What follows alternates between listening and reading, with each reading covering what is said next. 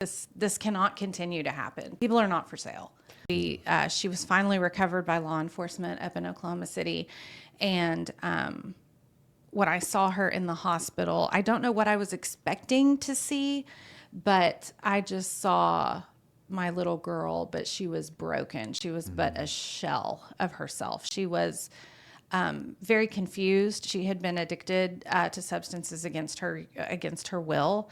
So I think there needs to be a held space for that, for those that are addicted against their will, because they're not willingly jumping into that lifestyle. Just finding her there, meeting her where she was at. She was so concerned that she was going to be in trouble for using drugs, and like more than anything else that had happened to her, she was like, I'm going to be in trouble for using drugs. And it was just 10, 11 days of just brainwashing and substances, and just her skew of things was just so shifted.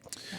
You know, and it goes to show too, like the fragility and vulnerability of any young human. It's like really in those early 20s, while your brain is still developing, to how tragic things can be, but also just the reality of situations of like what just happened. It's rough. Yeah. It was extremely rough. And you know, right when it happened, I think my husband and I were still trying to wrap our heads around, hey, this just happened. And how do we get her the treatment she needs? How do we, like what do you do? And it was, out of all of the treatment that she did over the subsequent, 2 years, that was the most effective, hands down. It happens more often than you think. And I think that is what makes these young people question, like, what happened to me?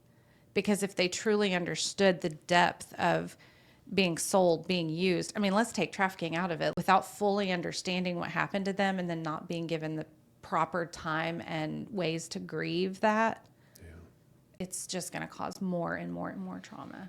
And I had a therapist tell me, you can deal with her trauma now, or you can deal with it when she's like 30 and 40. And it's going to be better for her if you tackle it now. Yeah. And I didn't want to. She still has so much going on. And they said, you can tackle it now, or you can tackle it when she's into adulthood. And when this affects what kind of mom she is, what kind of employee she is, what kind of everything she is.